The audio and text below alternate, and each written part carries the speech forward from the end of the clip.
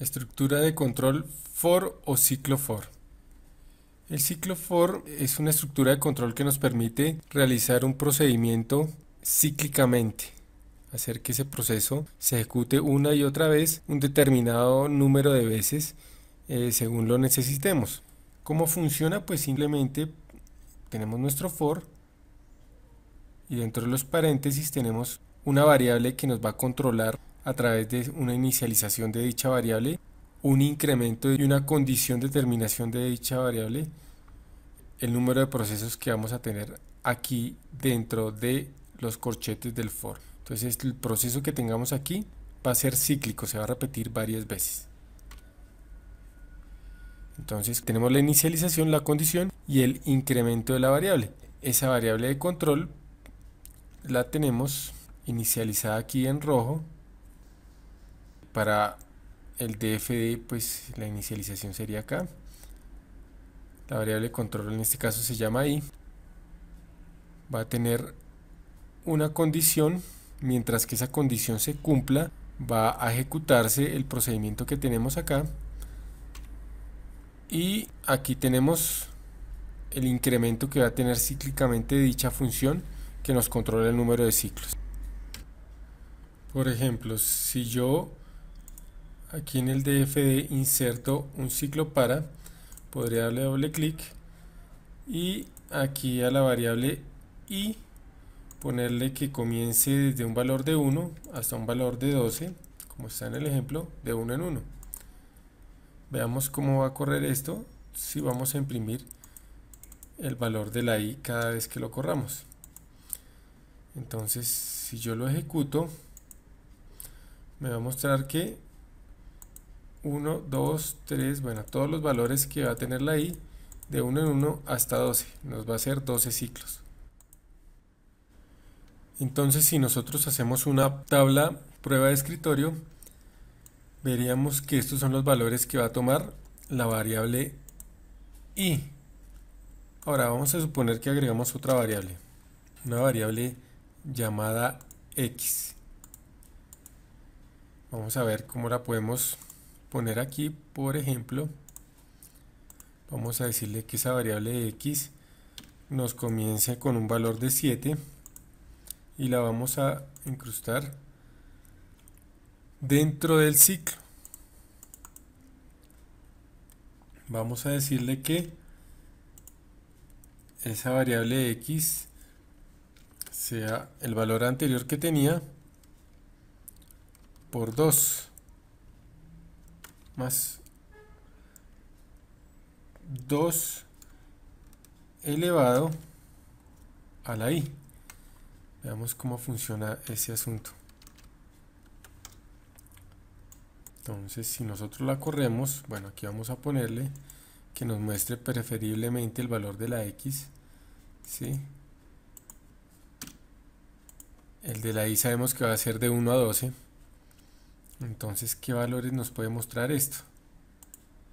16, 36, 80, 176, 384, bueno, todos estos valores,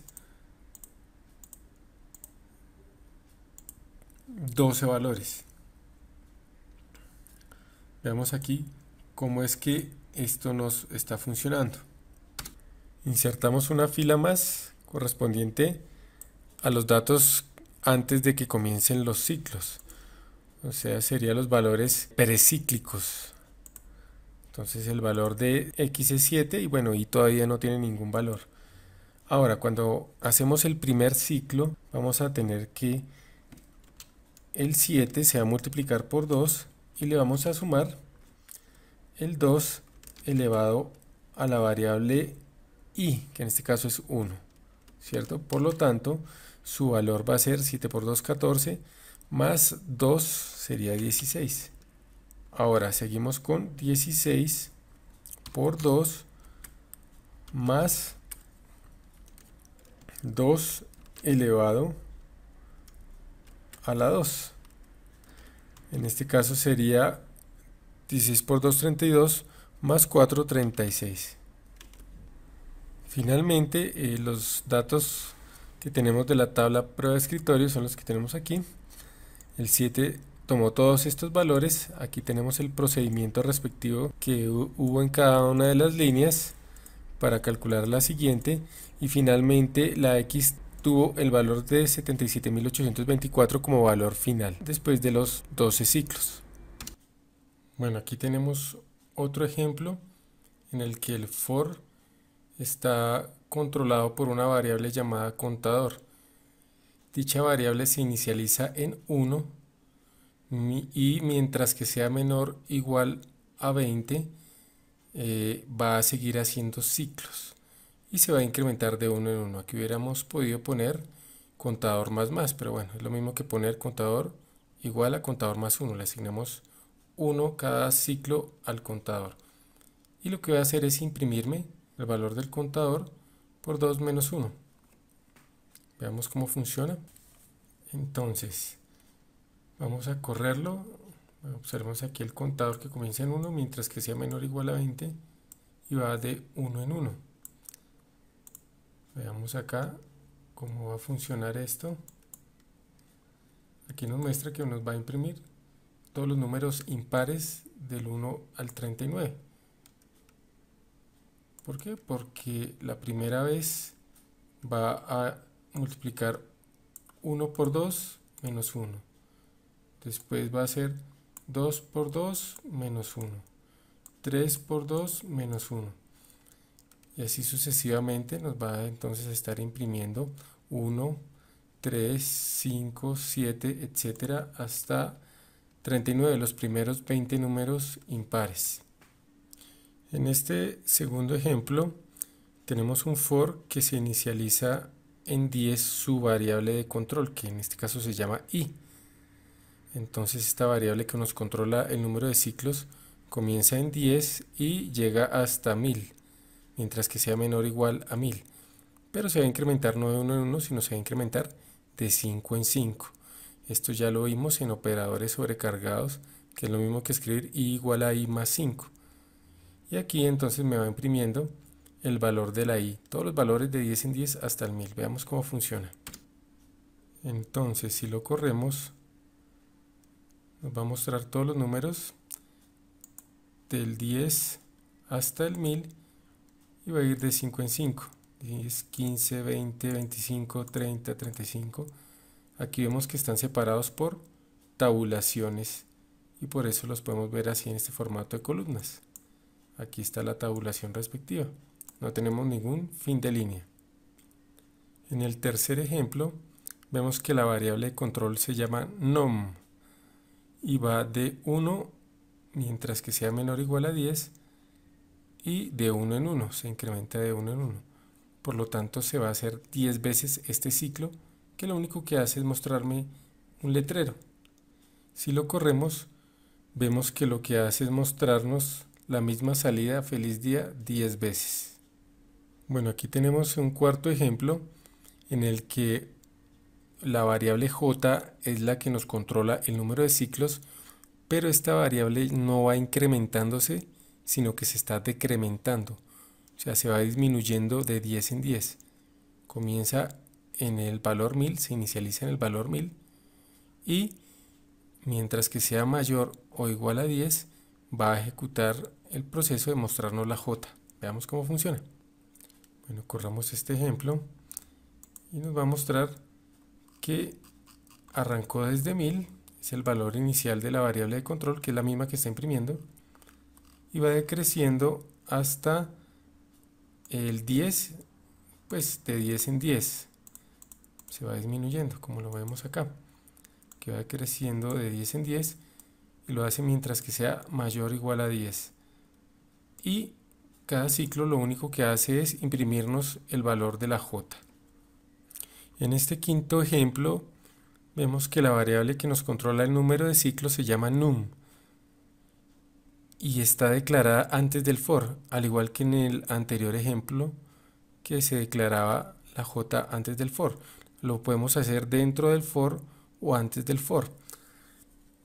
Aquí lo que hace es incrementar de 1 en 1 y mientras que sea menor o igual a 20 nos va a imprimir todos los datos excepto un dato. cuando sea diferente de 13 lo va a imprimir, pero en el momento en que sea 13, que ya no cumple esta condición, pues no lo va a imprimir. Veamos cómo funciona.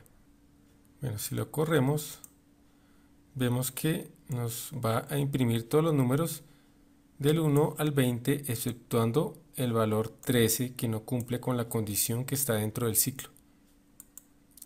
Aquí la condición nos dice que si es diferente de 13 nos va a imprimir. Entonces el único caso en el que no lo va a hacer es cuando sea 13.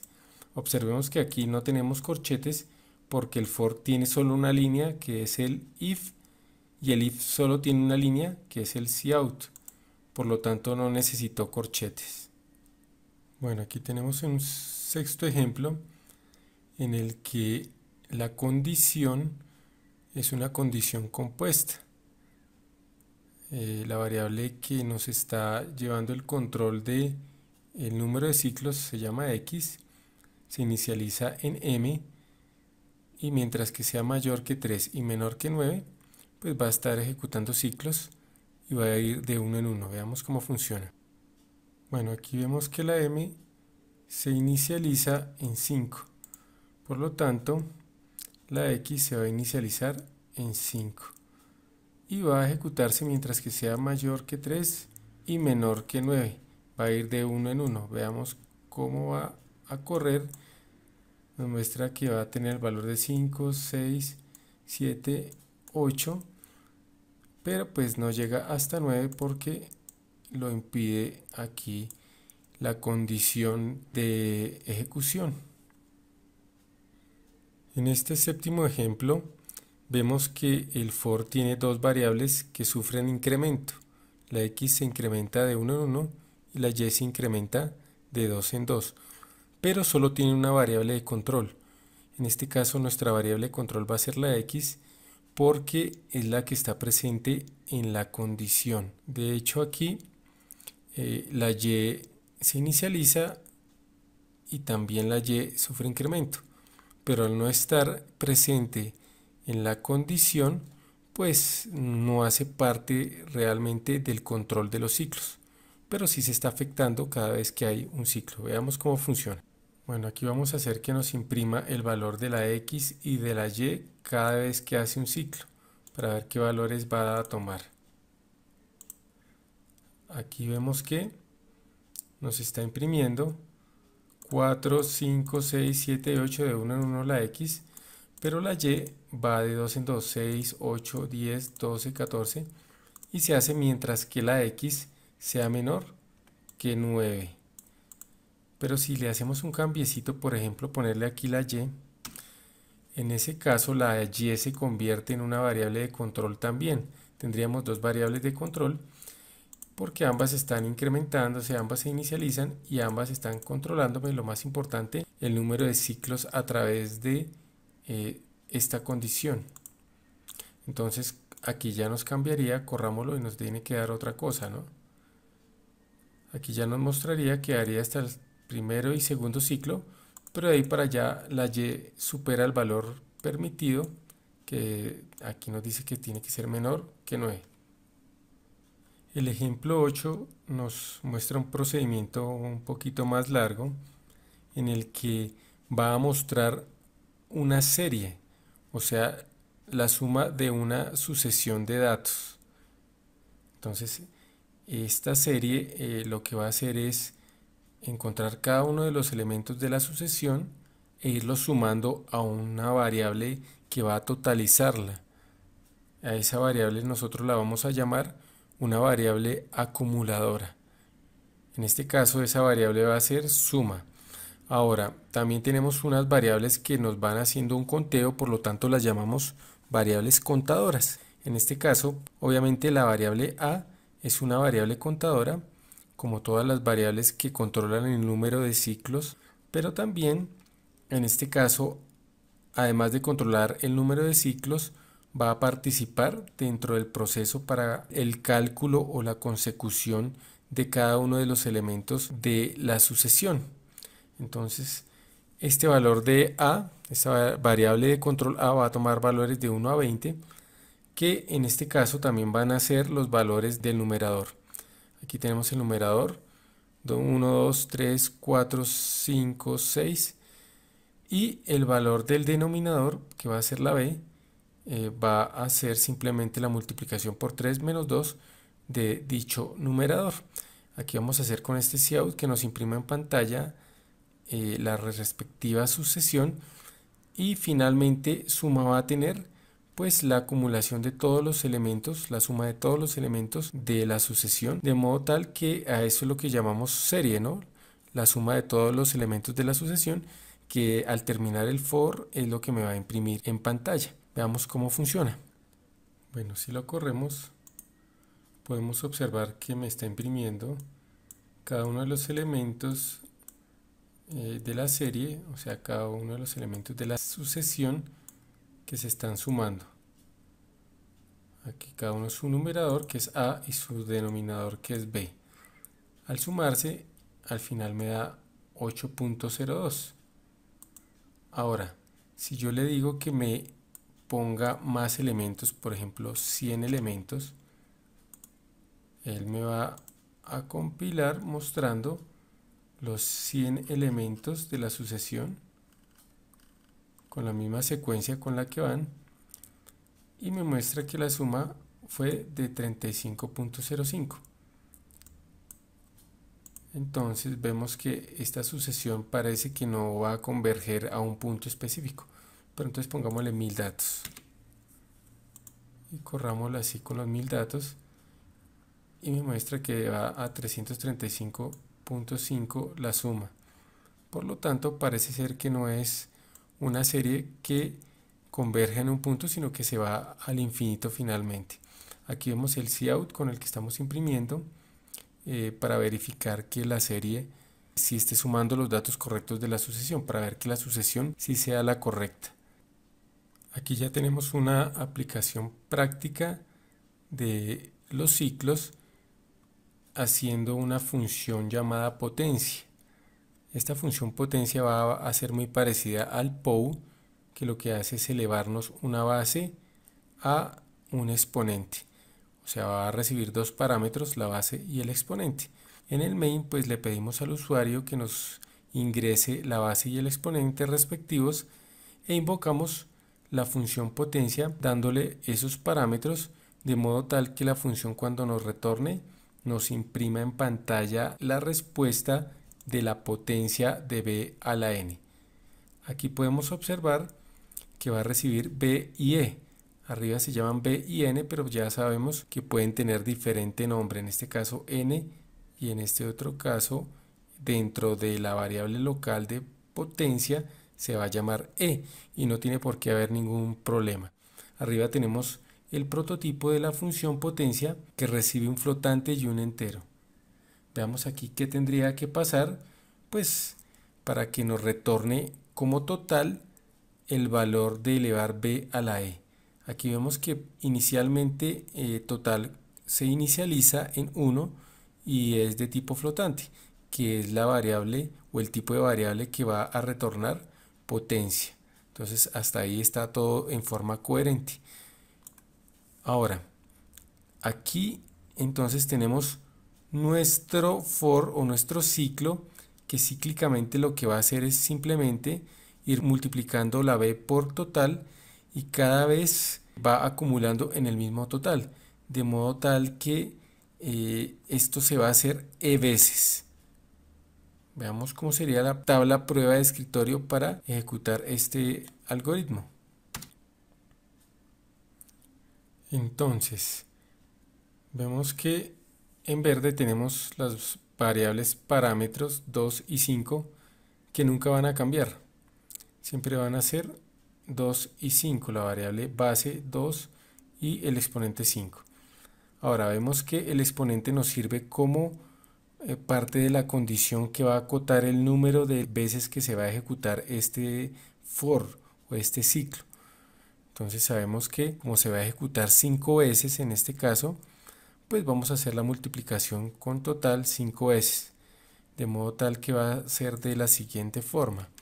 Total va a tener la primera vez el valor de 2 al terminar el ciclo, después 4, porque va a multiplicar 2 por 2 acá, después 4 por 2, 8, después 8 por 2, 16, y finalmente 16 por 2, 32. Aquí sería el quinto ciclo. Vemos que la i ha tomado los valores del 1 al 5, de modo tal que nos acotó el número de veces que se va a ejecutar la multiplicación para acumular en total. Y al final total queda con el valor de 32, que es el que retorna, que efectivamente coincide con 2 elevado a la 5.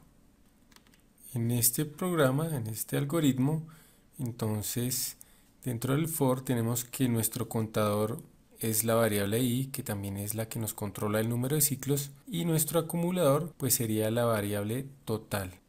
Si lo corremos, vamos a ver que nos pide la base. Por ejemplo, vamos a poner 2, que era el del ejemplo, y el exponente 5, y nos va a mostrar 32. Pero podemos poner un número más grande. Por ejemplo, corrámoslo con una base 45 y un exponente 12, y nos va a mostrar un número muy grande que corresponde elevar 45 a la 12. Bueno, aquí tenemos la función factorial ejecutada a través de un ciclo for. Ya habíamos visto la función factorial a través de la recursividad en el tema de recursividad de las funciones, pero en este caso la vamos a ver a través del ciclo for. Observemos que en el main le pedimos al usuario un número al cual le vamos a sacar el factorial.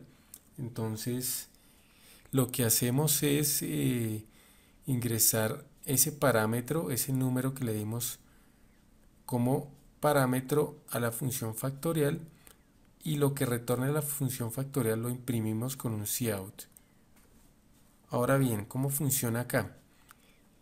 Simplemente tenemos un for que va a recorrer desde el número n que ingresó el usuario, decrementándose mientras que sea mayor que 1, va a ser este ciclo.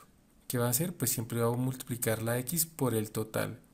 Veamos la prueba de escritorio, la tabla de prueba de escritorio, ¿cómo sería? Entonces, por ejemplo, si el usuario ingresa un 6, vemos que la variable n obviamente comienza en 6, que sería el verde. Ahora, total comenzaría en 6 también, porque pues a total el primer valor que le damos es el de 1 por 6, siendo 1 el primer valor que tenía aquí total con el que se inicializó. 1 por 6, el nuevo valor de total sería 6. Ahora el siguiente valor de total va a cambiar su valor para el siguiente ciclo y va a ser 30. ¿Por qué? Porque va a ser 6 por 5, 30. Y así va a ir cambiando ciclo a ciclo, mientras la x va decrementando de 1 en 1. El total se va multiplicando por el valor respectivo de la x, la n nunca cambia, hasta que llega al último valor, que es 720, que sería 360 por 2 en el último ciclo, y ese sería el último valor con el que queda total, que es el valor que va a retornar finalmente la función factorial. Aquí tenemos entonces que el total es nuestro acumulador. Nuevamente va acumulando la multiplicación por x, de modo tal que al final es el factorial respectivo, y pues x en este caso, además de ser la variable que está multiplicándose por total, también es el contador de los ciclos. Entonces comprobemos el algoritmo, verifiquemos que la función factorial en efecto a través de su for logra hacer que total quede con el factorial del número n. Corrámoslo. Bueno, aquí me pregunta el factorial, por ejemplo, factorial de 5, y vemos que me muestra 120, está correcto. Ahora, si yo quiero el factorial, por ejemplo, de, pongámosle un número más grande, 14, me muestra correctamente dicho factorial. Finalmente, los ciclos for los vamos a utilizar muy seguido para recorrer arreglos. Puede ser arreglos en una dimensión o arreglos en dos dimensiones. En una dimensión sería pues un vector, y en 2 dimensiones pues una matriz. Entonces, por ejemplo, aquí vemos que vamos a recorrer con la variable i las posiciones en cada uno de los elementos del vector, desde la posición 0, 1, 2 y así sucesivamente hasta el último elemento del vector. Entonces la i va a representar la posición del elemento del vector y de esta forma podemos, por ejemplo, imprimir cada uno de los elementos en pantalla. Ahora, si vamos a recorrerlo en 2 dimensiones, pues necesitamos un doble for, uno para las columnas y otro para las filas. En este caso, las filas van a ser las i y las columnas van a ser las j. Entonces el recorrido va a ser en columnas y en filas. Y en este caso puedo capturar o leer y guardar en la matriz cada uno de los elementos, pero también puedo utilizar un cout para mostrar los elementos del arreglo.